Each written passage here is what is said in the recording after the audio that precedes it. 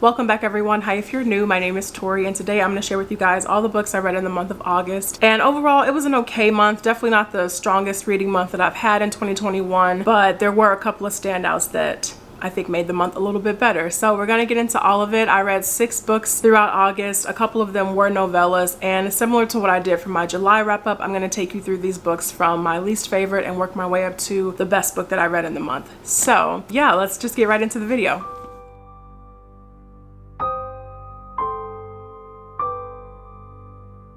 So the first book I want to talk about is The Ones We're Meant to Find by Joan, and this is a young adult science fiction novel. If you do decide to pick this book up, I think it's important to just throw out your expectations of this book, throw out whatever you think you know about it, and just go into it. Don't go into it with any kind of expectations, because I've seen this book labeled as a couple of different things. It has a dystopian label, and it also for some reason carries a loose fantasy label. This book is definitely not fantasy, and especially when you start getting into the second half of the book and into the later chapters, the plot of this story begins to rely very, very heavily on science and sci-fi concepts. So just be aware of that going into it. Don't let however this book is categorized throw you off before you go into it. So this story is told in 2 different perspectives. We're following 2 sisters. So our first sister is Celia, or C, and C wakes up alone on this deserted island with really no memory of how she got there, what's going on. At the moment our story starts, C has actually been on this island for about 3 years, and the only thing she knows for certain is that she has a sister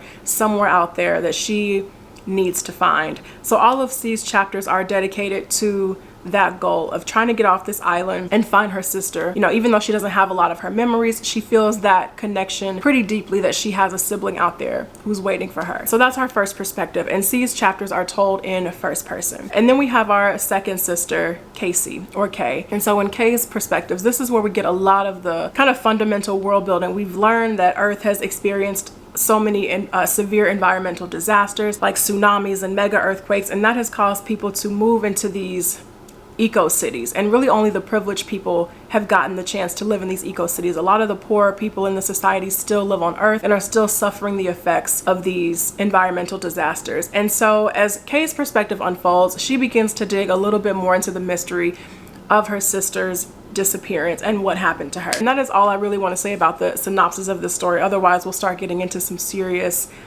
spoiler territory. So that's really just this very surface level of what this book is about. Overall, I did not get along with this book. That's unfortunate, because I was really anticipating finally, you know, reading this, but I just found the world building to be really clunky, very confusing. As you keep reading this, it just feels so convoluted for no reason. Like, Celia's perspective unfolds really smoothly, but Casey's perspective is so, it just feels all over the place. I never was really sure what she was trying to do. And then there's another really important character in Casey's perspective that she gets a little bit closer to, and some of the things that were coming out about him, I was like, how did we get here? Like, what is going on? I never just felt like comfortable and settled and sure about what was going on in the world. And some things I was like, am I imagining this right? Am I picturing like what's going on accurately? I had those feelings constantly while I was in Casey's perspective, and it just kind of took me out of the entire reading experience altogether. I did really enjoy the reveals that came along, especially when we started getting a little bit deeper into those the science and the sci-fi elements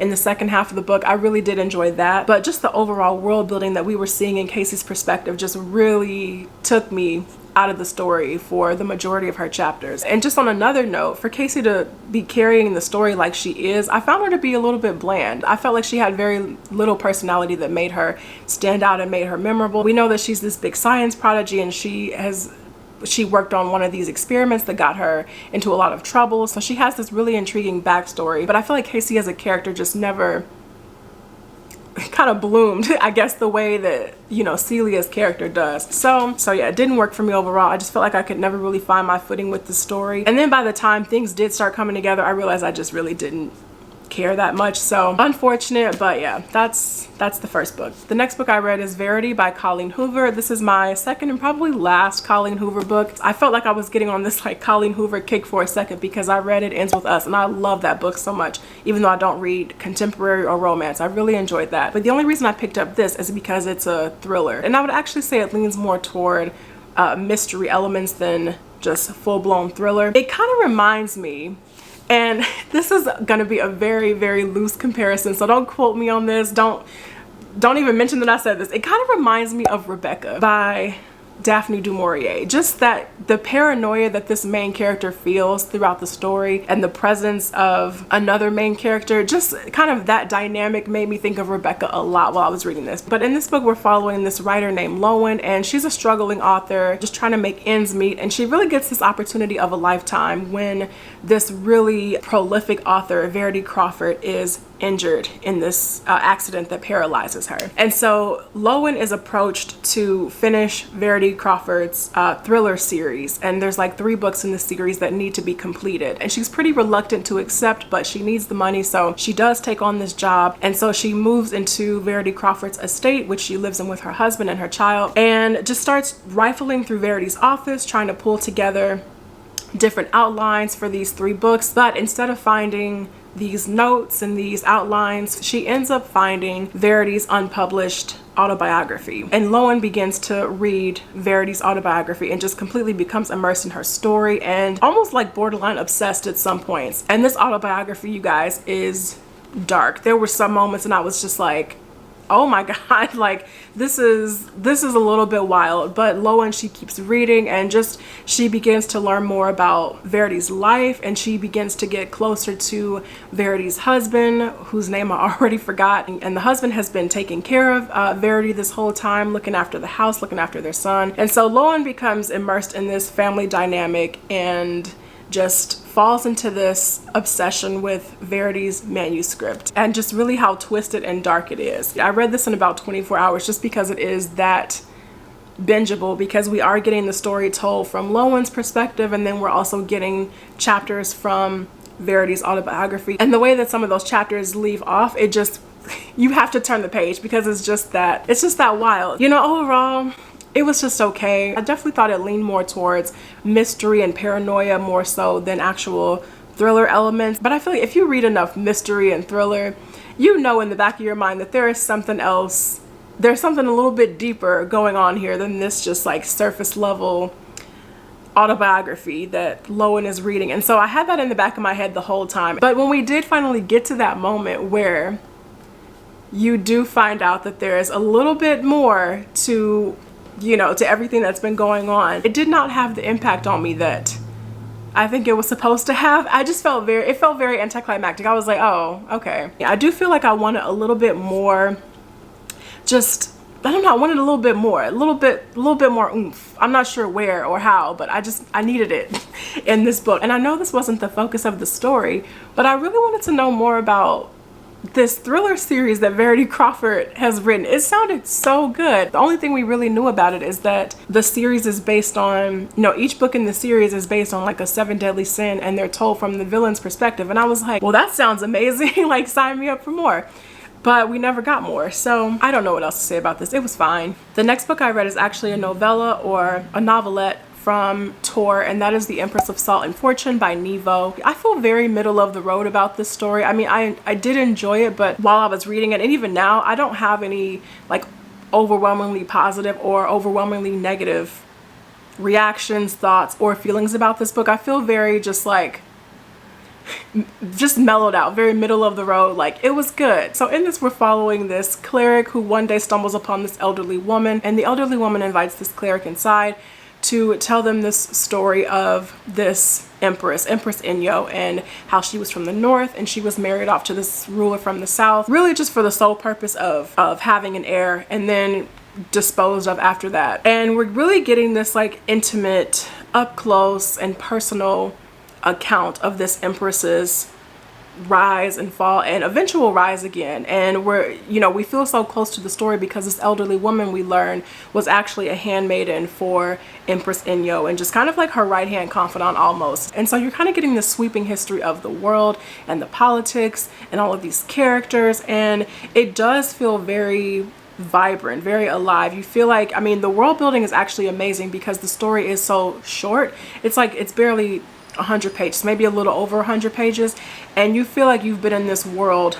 a lot longer than that. It feels very epic, but at the same time it still feels like this nicely contained story in a lot of ways. So I did enjoy this. There's some great women in the story, some really strong characters that I think are memorable. So this is the first in a series or a duology. I believe the second novella is actually out right now, and I just don't have a desire to return to the world or, you know, the series as a whole. So the next book that I read was Elysium by Jennifer Marie Brissett, and this is a post-apocalyptic novel at its core, but it transcends that by a long shot. This is by far one of the most unique books I have ever read, and it is not long at all, and just the way that Jennifer Marie Brissett experiments with form and structure and character in this small space is, I think it's phenomenal. I really enjoyed this, but I feel like this is something that definitely needs to sit with you, because I don't think you'll appreciate it like if you just close the book and you're like, okay, well, that's over. No, this took me so long to read. This took me almost a week and a half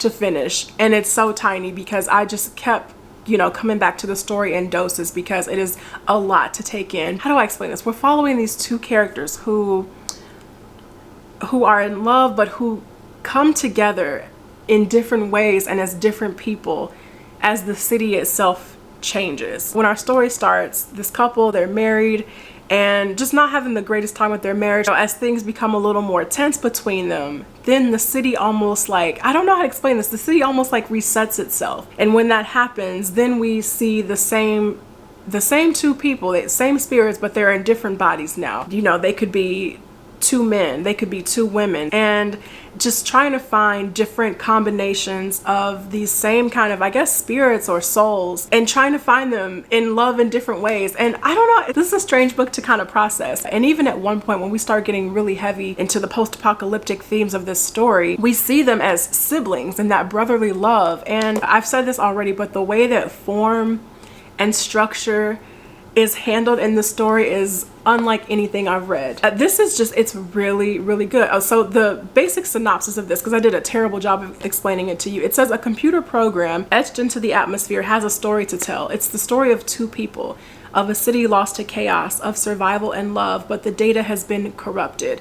This was amazing. I highly recommend you go check this out and just go into it. Don't look at the reviews. The reviews for this are so low, and it doesn't deserve to be that low because this was a really just unique and an interesting read, and it gives you so many different ways to look at relationships and love, and how two people can fall in and out of love and come apart and come back together and find themselves in different ways. And I really enjoyed it. So just give it a try if it sounds interesting to you. I think, you know, I would love to hear your thoughts if you do end up picking this up. The next book I read is also a novella, and that's A Psalm for the Wild Built, and this is by Becky Chambers. I love this. This is Becky Chambers' latest release. I feel like if you've already read something by Becky Chambers, you might know what to expect going into this. It's just peak Becky Chambers. It's so cozy, it's comforting. I just think this touched on so perfectly, but also very gently about, like, you know, just so many things that a lot of us, I think, have been experiencing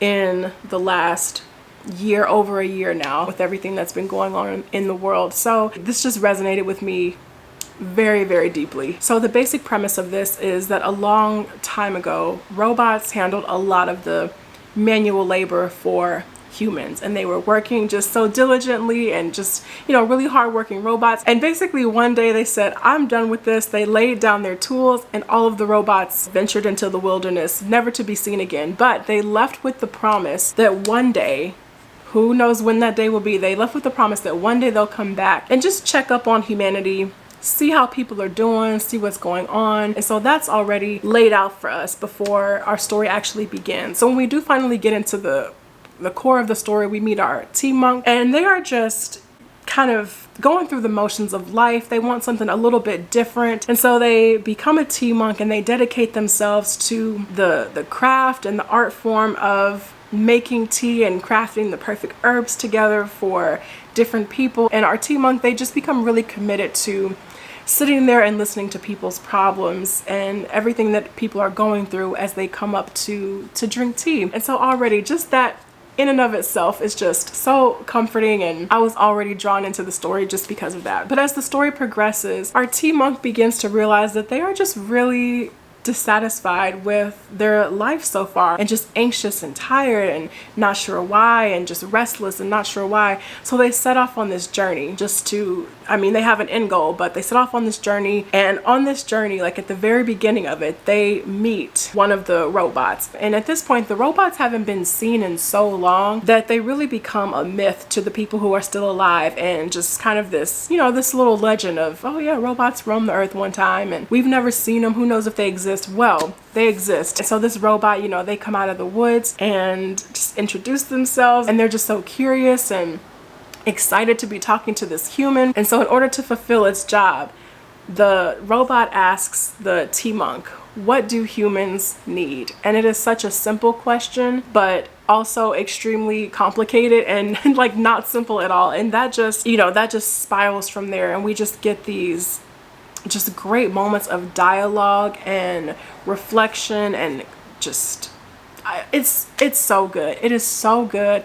I think Becky Chambers just captured the essence so well of what we've all probably been feeling for so long: restlessness, anxiety, tiredness, wanting to make a change and not knowing how, and just caught up in a world where you don't even quite know where you fit in, or where you should fit in, or what your purpose is. So I feel like I took a lot out of this novella, and I loved it. I loved it so much. And the dedication says, for anyone who could use a break. And I just think that 100% captures the essence of what this book is. I thoroughly enjoyed this. And then finally, the last book that I want to talk about is In the Dream House by Carmen Maria Machado. And this is a book that I recently showed in my book haul, my end of summer book haul. And as soon as I was done talking about it in the book haul, I thought to myself, I think I want to read that right now. This is a work of nonfiction. This is Machado's memoir. And in this, she is detailing this just abusive and toxic relationship that she had with this other woman. And each chapter in this memoir is a different moment from their relationship, and you just see over the course of the memoir how things just begin, you know, things just start escalating. And the dream house represents the house that Machado and this woman lived in. Machado didn't live there, but she would go visit in Bloomington, Indiana, because they were both in separate MFA programs. And so, you know, Machado details how she would go back to the dream house and be with her there. But this was so powerfully written. I thought it was just such an amazing narrative decision to put this in second person. I mean, we do get moments of first person in here as well, but the majority of this memoir is told in second person. And I thought that just, at first I was thinking two things. Like, one, yes, it puts you, the reader, in Machado's shoes, and you just get this kind of up close look at this, you know, horrible relationship. But at the same time, you can also see how Machado is using that second person narration to almost distance herself from that relationship, to tell her truth openly and honestly. So in the memoir, each chapter is dream house as something. So dream house as doppelganger, dream house as high fantasy, dream house as queer villainy, dream house as menagerie, and so on and so forth. But there's a moment in here, a chapter called Dream House as a choose your own adventure story. And I got serious chills while reading it, because you feel a little bit too close to the things that were happening at the time. And the setup of it is the two of them were asleep, and Machado kept moving her arm, and that was making the woman really angry. And it's almost like a, what would you do in that situation? And depending on your answer, it would tell you, you know, Machado would tell you to flip to different parts. And I can't explain it. Just seeing the different parts that you flip to, it was so, well, I thought it was powerful. I thought it was really powerful. And there are even choices where, like, if you try to choose an option that's a little more brave and trying to stand up for yourself, you know, you flip to the page it tells you to, and it's like, oh, nice try, like you never would have said anything like that, go back to page whatever. So I really love this. I mean, it's weird to say that you love something like this. That's not what I mean, because it's heavy content. This is real. This is not like a work of fiction or anything, but this is definitely worth the read if you are interested in picking this up. So that is it for me, you guys. Thank you all so much for watching this video. I really appreciate it. Let me know down in the comments how your August went, and I will see you guys in the next video. Take care.